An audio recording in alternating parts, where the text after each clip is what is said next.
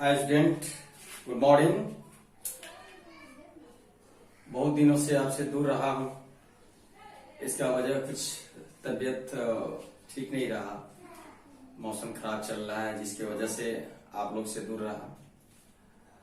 लेकिन फिर भी इस कमी और ज्यादा में जो भी आपको भरसक हो सके, जितना हो सके आपको देने का कोशिश करूंगा। तो आज मैं कल से पार्टनरशिप पढ़ाऊंगा। पार्टनरशिप कल से पूरा थ्योरी लेकर चलूंगा। उसके कुछ रूल्स रेगुलेशन आएंगे। आज आपको जो है डिवेंचर, इश्यू ऑफ डिवेंचर की कुछ प्रॉब्लम लेकर आए हैं, है ना, जो आपको देखना है।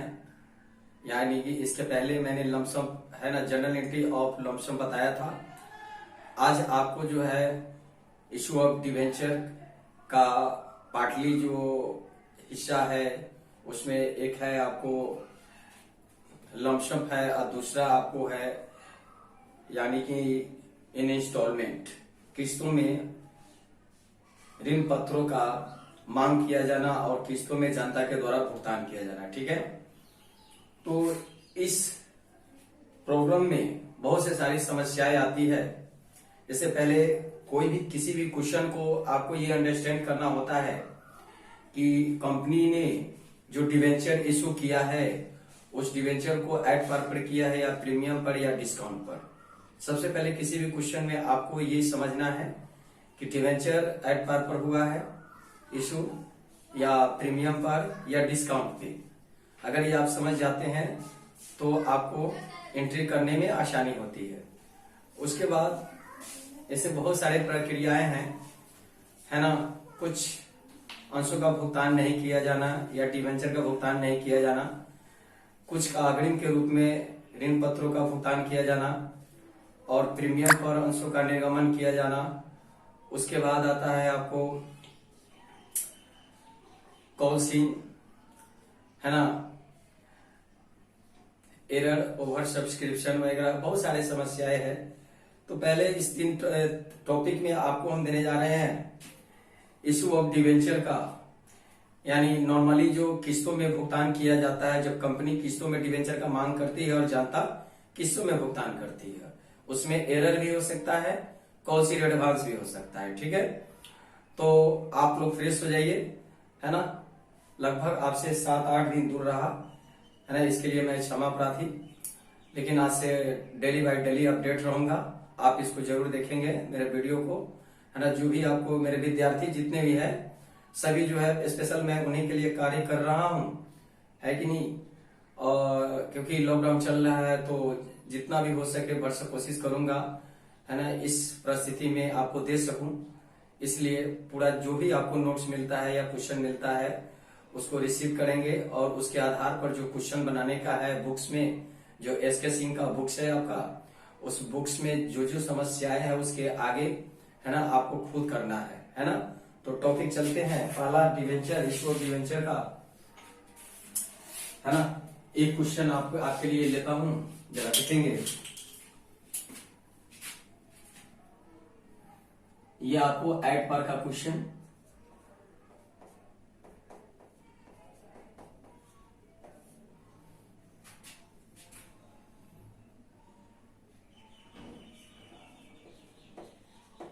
Chronic company LTD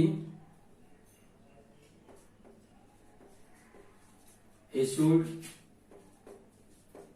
5,000 10% debenture of rupees 10 each to the public.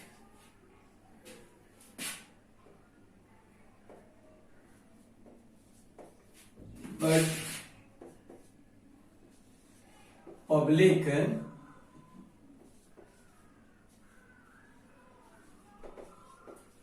subscribe only 4,000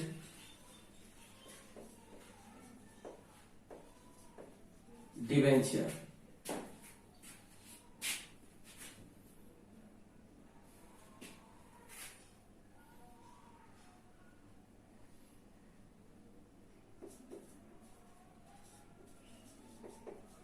payable as on application is equal to ₹2।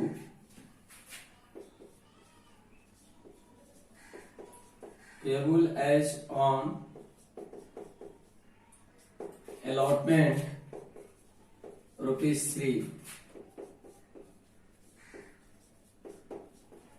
payable as on first call what। Question है आपके, इसको देखना है आगे थोड़ा और इसमें देख लीजिए। All the debenture where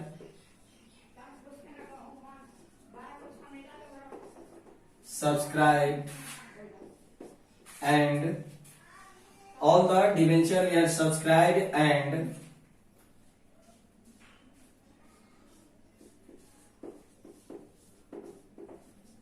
received the amount of calls, pass the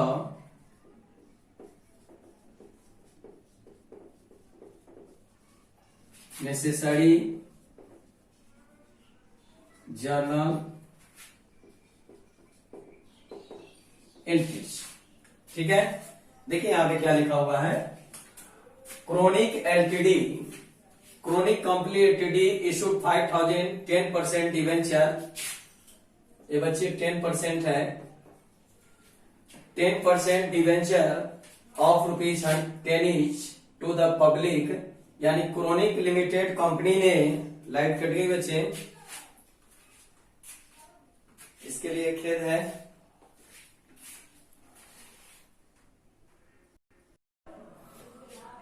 इस क्वेश्चन को अब सॉल्व करेंगे, देखेंगे कि एक्चुअली इसको सॉल्व कैसे किया जाएगा।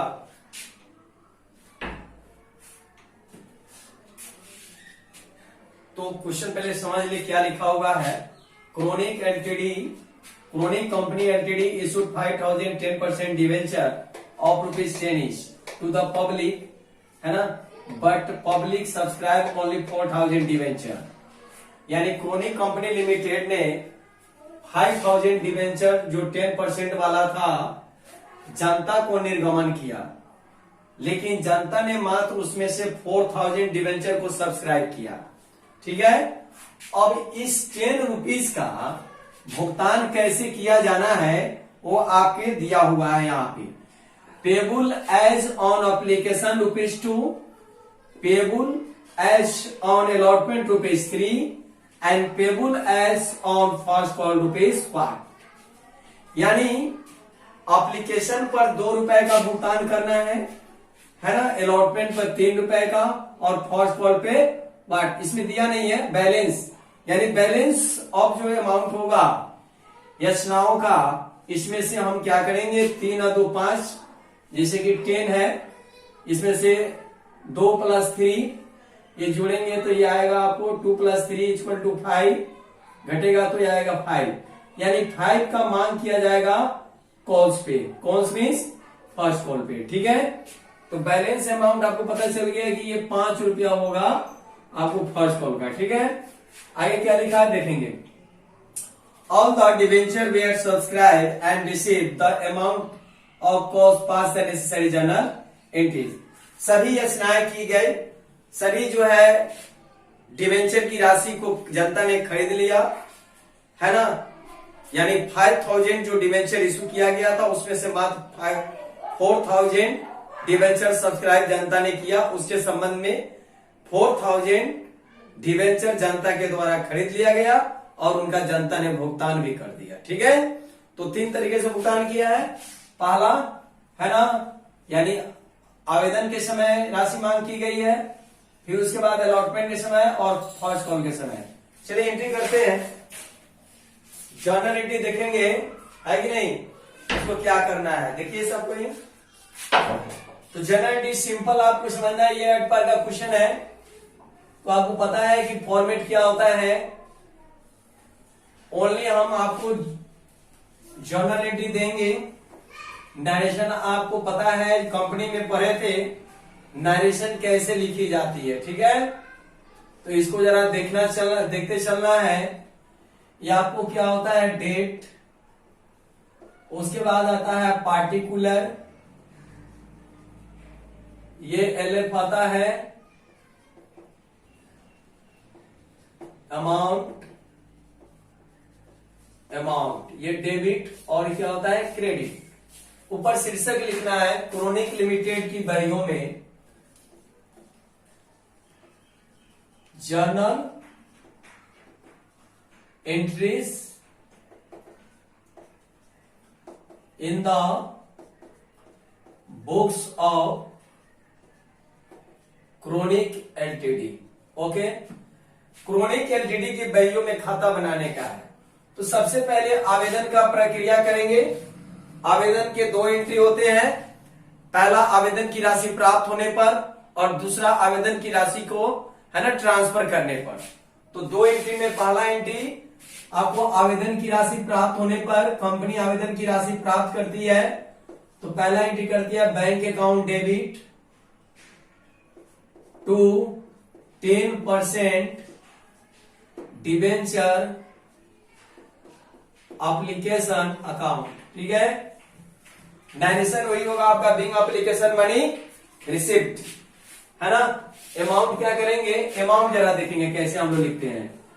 5000 कंपनी डिवेंचर इश्यू किया था, लेकिन जनता ने ओनली 4000 सब्सक्राइब किया। तो जो मैथमेटिक्स है, जो आपको न्यूमेरिकल मैथ है, ये 4000 से बनेगा अकाउंटेंसी। तो 4000 मल्टीप्लाई 2 इक्वल टू 8000, ये होगा एप्लीकेशन का। Okay, 4000 multiply 3 is equal to 4 3 12, ये होगा आपको अलॉटमेंट का। उसके बाद नेक्स्ट है 4000 बैलेंस ऑफ अमाउंट आया है फर्स्ट कॉल का 5 आया है ना। 4 5 का 20, ये हो जाएगा आपको फर्स्ट कॉल का। ओके, चलिए तो अमाउंट हमने निकाल दिया, फटाफट लिखते चलेंगे। 8000 डेबिट में और 8000 क्रेडिट में। यहां बिंग लगा के छोड़ देते हैं, बिंग या 4 कुछ भी लगा सकते हैं आप। Okay, next entry 10% debenture application account debit to 10% debenture, है ना, अकाउंट। मतलब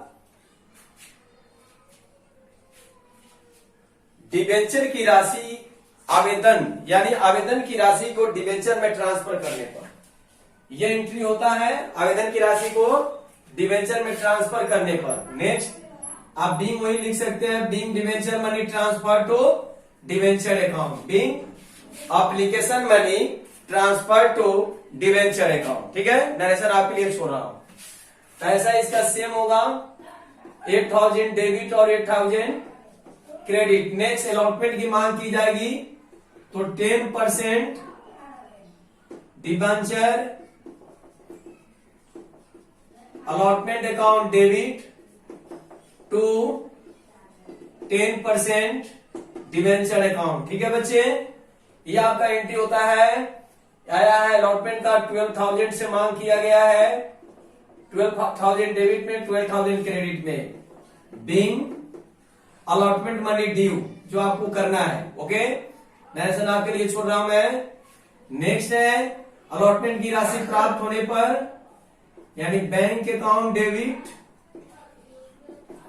bank account debit to 10% debenture, है ना, अलॉटमेंट अकाउंट। ध्यान देंगे ये अलॉटमेंट का 2 एंट्रीज हो गए आपके। नरेशन वही होगा, बीइंग, है ना, अलॉटमेंट मनी रिसिप्ट, यहां लिख देंगे। अमाउंट यहां सेम होगा, जितना कंपनी मांग किया उतना जनता भुगतान करेगी। चलिए हो गया। नेक्स्ट आता है फर्स्ट कॉल की मांग करेगी कंपनी। तो फर्स्ट कॉल की मांग यहाँ पे दिख रहे हैं 4000 शेयर से 5 रुपए की दर से मांग करी कंपनी, तो आपको उतना ही भुगतान करना पड़ेगा, यानी कि 10% पहले डिवेंचर, फर्स्ट कॉल की मांग करने पर debenture first call account debit to 10% debenture account. Okay, ये पहला एंट्री है फर्स्ट कॉल की मांग करने का, तो ये 20,000 आएगा बच्चे। स्टूडेंट आप प्लीज देखते रहेंगे ढंग से। दूसरा, आप फर्स्ट कॉल की राशि प्राप्त होगी, जनता भुगतान करेगी तो कंपनी के पास आता है प्राप्त, कंपनी प्राप्त करती है, जनता भुगतान करती है, इसलिए बैंक डेबिट होता है। कंपनी के पास कैश आता है इसलिए डेबिट होता है, कैश या bank. Bank account debit to 10% debenture, है ना बच्चे, first call account, first call account, ये आपका बन गया। नरेशन आपको आता है, कंपनी आपने ऑलरेडी पढ़ा है, यहां पे बिंग लगा देंगे, being first call money receipt, being first call money receipt, being first call money due, यह ड्यू का लेखा है जो मांग का लेखा होता है। यह आता है 20,000। सेम अमाउंट हियर आपको मेंशन करना है, क्योंकि यह कॉल फर्स्ट कॉल की है, फर्स्ट कॉल के 2 एंट्री है, अमाउंट भी सेम होगा। अब यहां पे आप टोटल आरएस लिख दोगे, ठीक है। सारा जोड़ने के बाद, जोड़ेंगे नहीं, हम एक ट्रिक बताते हैं। 4,000 मल्टीप्लाई 10 और मल्टीप्लाई 2 मीन्स 10 रुपया से मांग किया गया था, तो ये 40,000 हो जाएगा। इसमें 2 से गुना करेंगे क्योंकि हर एक एंट्री को 2 बार किया गया है, तो ये आएंगे 80,000, ठीक है। 80,000 आप डेबिट में डाल दो और 80,000 क्रेडिट में, है ना। अगर कॉल सिनेरियो रहता है, आपने दिखाया नहीं कॉल सिनेरियो को, तो उसको हम लोग टोटल करके उसमें से उतना अमाउंट को घटा देते हैं, फिर टोटल आ जाता है, ठीक है। तो बच्चे ये रहा आपको सिंपल एंट्री, ठीक से देख ले ढंग से। इसके बाद आता है आपका कॉज इन एरर। ओके, परफेक्ट है।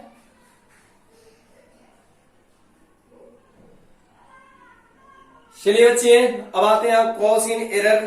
कॉज इन एरर आपको देखना है क्वेश्चन। कॉज इन एरर का क्वेश्चन क्या है?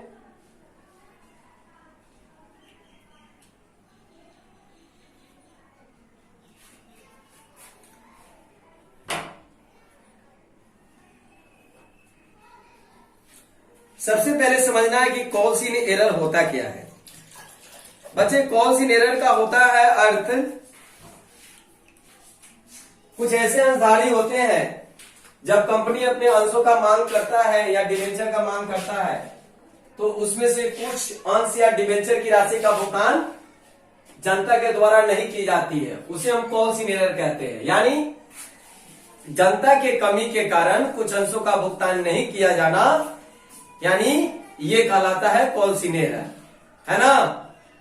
Suppose that let the Mohan who hold 100 debenture has to pay the first call या अलॉटमेंट, है ना। तो ये आपका फेज टू, है ना, कॉल या अलॉटमेंट मीन्स ये आ गया कि फर्स्ट कॉल या अलॉटमेंट में उसने भुगतान करने में असमर्थ रहा, इसलिए यह एरर लग गया, कॉल्स इन एरर। तो कंपनी उस बकाया राशि को कॉल्स इन एरर में ट्रांसफर कर देती है, ठीक है। तो इसका हम लोग एंट्री देखेंगे। पहले क्वेश्चन लोड करते हैं। क्वेश्चन क्या हुआ, क्वेश्चन देखे सबको ही।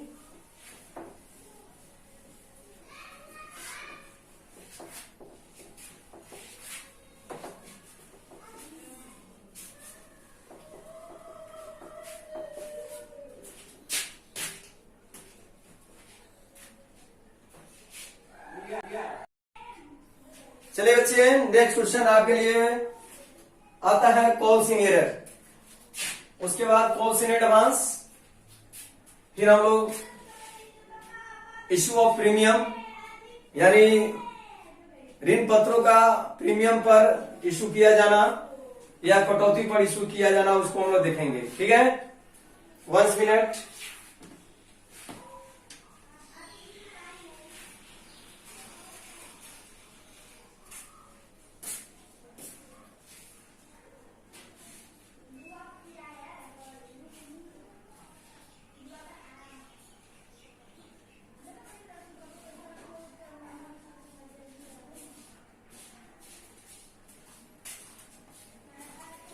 क्वेश्चन देखिए, चलिए लिखते हैं।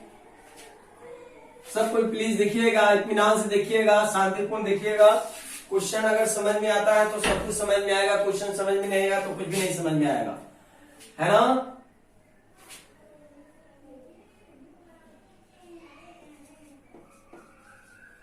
Black company LTD issued 10,000 debenture of rupees 10 each.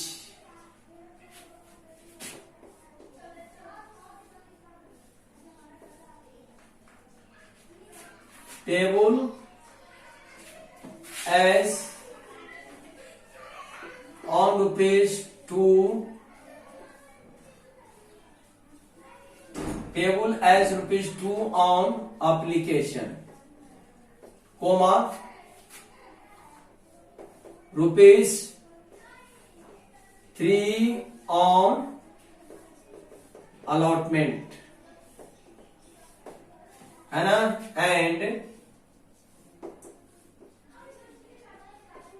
and balance of first call. अब यहां पे देखना है, एरर लगा रहे हैं। Ram who hold 100 debenture has to pay the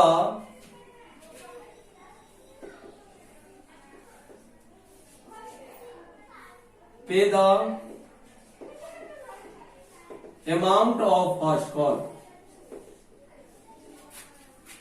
Okay, pass the necessary journal entries. यहां पे समझना है क्वेश्चन में क्या लिखा हुआ है।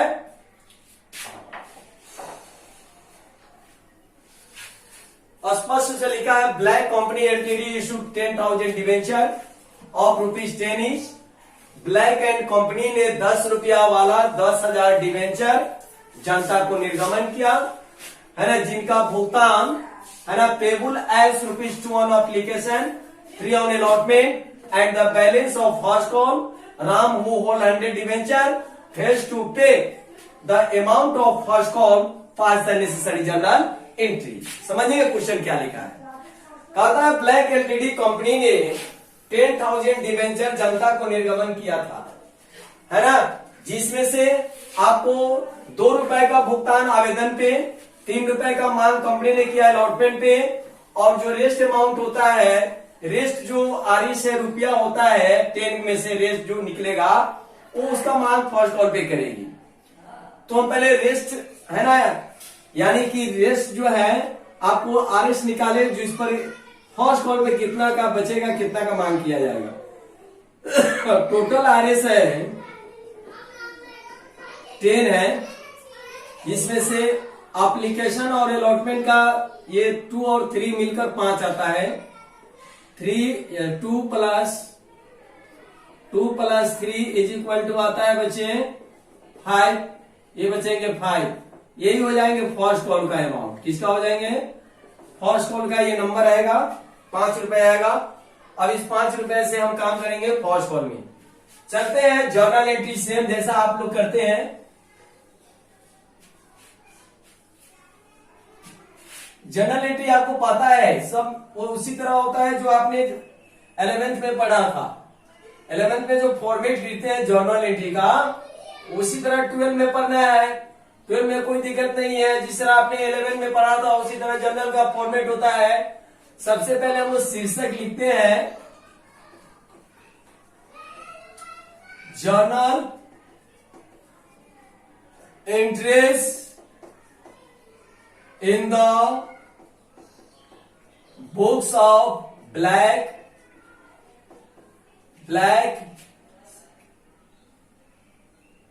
LTD.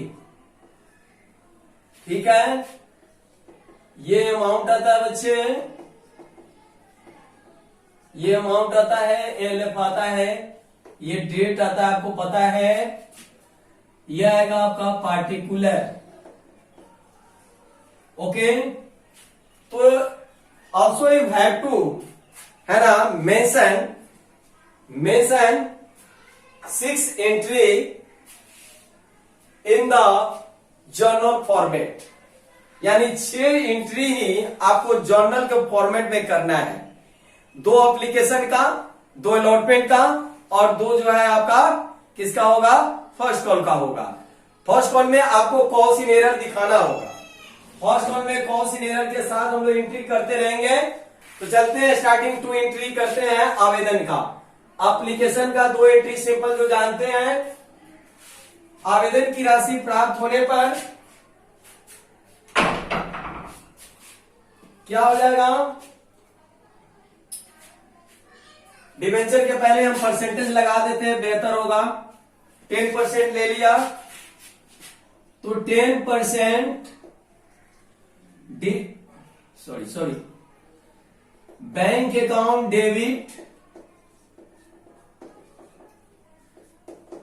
To 10% debenture application account. ये आपको आवेदन की राशि प्राप्त होने का है।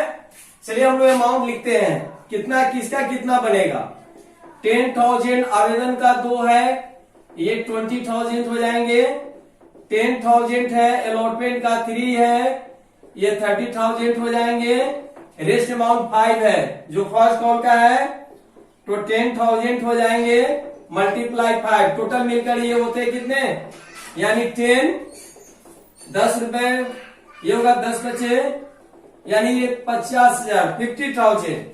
तो अब सबका अमाउंट जो है रखते चले जाएंगे। ये 20,000 एप्लीकेशन का।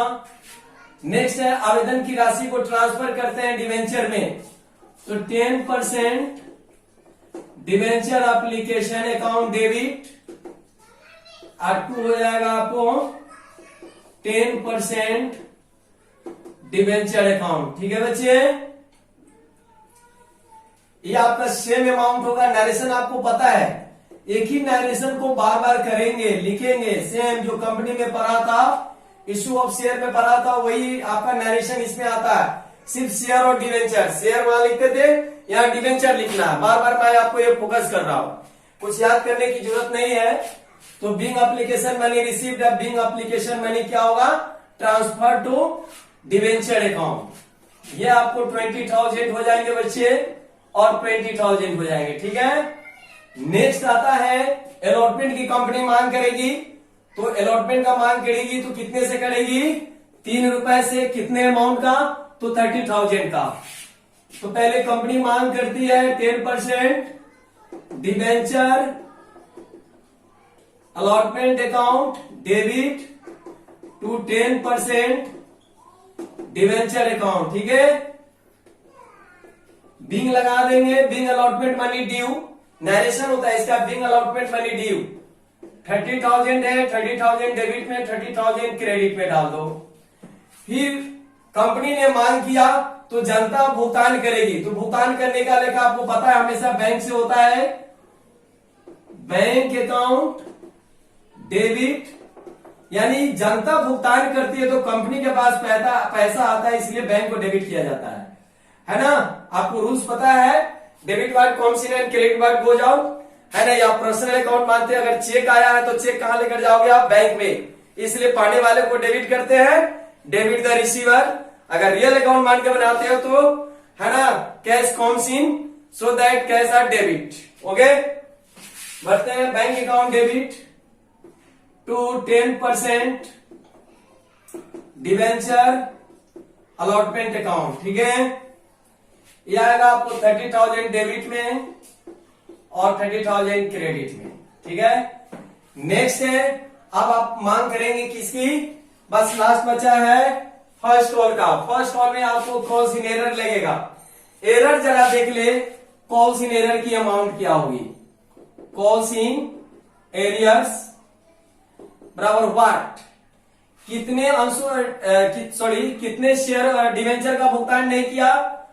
यानी राम एक ऐसा अंशधारी था जो 100 डिवेंचर का धारक था, fails to pay the amount of first call, उसने फर्स्ट कॉल की राशि का भुगतान नहीं किया, इसलिए राम के साथ एरर लगेगा। कंपनी है ना उसको कॉल्स इन एरर में ट्रांसफर करेगी। तो एंट्री करेंगे, यानी 100 डिवेंचर है और फर्स्ट कॉल का अमाउंट कितना निकाले 5, तो 5 ही हो जाएंगे है ना। 105 यानी 5 on the 5 यानी 500, 500 रुपए से कॉल्स इन एरर लगेगा बच्चे। इसको ब्रैकेट में ले ले, समझ में आएगा। तो पहले फर्स्ट कॉल का कंपनी मांग करती है तो वही लिखते हैं 10% debenture first call account debit to 10% debenture account. Okay, ये मांग का लिखा हो गया। Being first call money due या ट्रांसफर टू डिवेंचर अकाउंट, कुछ भी लिख सकते हैं। अब कंपनी भुगतान करेगी तो एंट्री क्या होगी, बैंक अकाउंट डेबिट कॉल्स इन एरर है। तो पहले कॉल्स इन एरर समझ ले, जनता ने भुगतान नहीं किया तो कंपनी के लिए वह लॉस होता है, इसलिए calls in error nominal account होता है और खर्चा हानि को हम लोग क्या करते हैं, डेबिट करते हैं। नॉमिनल अकाउंट का रूल है debit all expenses losses and credit all gains and income. खर्चा हानि को डेबिट करो, लाभ आय को क्रेडिट करो, इसलिए calls in error nominal account है और कंपनी के लिए लॉस है, इसलिए इसको डेबिट किया जाता है। तो bank account debit, calls in arrears account debit. R2 आपके बच्चे आएंगे, जरा ध्यान देंगे, 10% debenture first call account. Okay, narration आपको पता है, being first call money received except में छोड़कर except the 100 debenture of first call. Understand. तो हम लोग करते हैं, अमाउंट लिख देते हैं। टोटल मांग किया गया फर्स्ट कॉल का 50,000 से, तो 50,000 डेबिट में डालेंगे बच्चे, 50,000 क्रेडिट में डालेंगे। ठीक है, नेक्स्ट आपका यहाँ पे एरर का अमाउंट यहाँ देख रहे हो कितना है, 500 डाल दो। सबसे पहले क्रेडिट में अमाउंट डालने का कोशिश करेंगे, तो क्रेडिट में अमाउंट कितना होगा, ये कंपनी ने कितने से मांग किया, 50,000। यहाँ पे आप देख रहे हो डिवेंचर की राशि 50,000 था, तो यहाँ भी डिवेंचर फर्स्ट कॉल की राशि 50,000 ही होना चाहिए। ये 50,000 क्रेडिट में लिख दिया, एरर डेबिट में है, क्रेडिट में नहीं है, इसलिए सेम अमाउंट क्रेडिट में लिख दिया। 50,000 में से जनता ने कितना भुगतान नहीं किया, 500 का, तो घटा देंगे। 50 में से 500 घटेगा तो ये आएगा 49,500। ओके, 49,500। अब आप देखो ये दोनों जोड़ोगे है ना, ये आपका टोटल कर देंगे। दो नियम है इसके, कभी कभी कॉल्स इन एरर को हम डेबिट ना करके इसको सीधे घटा कर लिख सकते हैं, तो अगर इसको लोप करके लिखेंगे, ओमिशन करके, अगर इसको हम 500 दिखाना नहीं चाहते हैं तो सीधा एंट्री हम कर सकते हैं 49,500 को डेबिट में और 49,500 का क्रेडिट में कर सकते हैं। ठीक है ना, अगर लोप करके करते हैं, यानी इसको अगर ये कॉल्स इन एरर को अगर नहीं दिखाना चाहते हैं तो आपको 49,500 से ही डेबिट क्रेडिट किया जा सकता है। यहाँ इसकी लेखा करने की जरूरत नहीं है। ठीक है बच्चे, तो अब आपको करना क्या है कि आप या तो 49,500 दिखा दो तो 50,000 से क्रेडिट करो। अगर ये 500 नहीं दिखाना चाहते तो 49,000 डेबिट में, 49,500 डेबिट में, 49,500 क्रेडिट में, है ना। इसका कॉस्ट इन एरर का बैंक से कोई बैंक में इफेक्ट नहीं डालता है। जब आप दिखाते हो जर्नल एंट्री में कॉस्ट इन एरर, तो वह कॉस्ट इन एरर की खाते में जाता है, बैंक अकाउंट को कोई प्रभाव नहीं डालता है। ठीक है, क्योंकि बैंक अकाउंट जब बनाओगे तो मात्र 49,500 रुपया ही बैंक के, है ना, कहां आएगा बच्चे, डेबिट में आएगा। ठीक है, तो ऑलरेडी जब बैंक के डेबिट में आ गया 49,500, तो हम क्यों नहीं कॉस्ट इन एरर दिखाएंगे। तो कॉस्ट इन दिखाने से मतलब होता है कि आपको ज्यादा समझ में आएगी कि एरर की राशि, है ना, कितनी थी, how much amount of cost in error, है ना, आगे आपको बनाने में सुविधा होगा। दैट्स ऑल, आज के लिए इतना ही। कल हम पढ़ेंगे कॉस्ट इन एडवांस और इश्यू ऑफ शेयर, कल पार्टनरशिप भी आपको दिया जाएगा। इसलिए आज के लिए आपको इतना ही काफी है।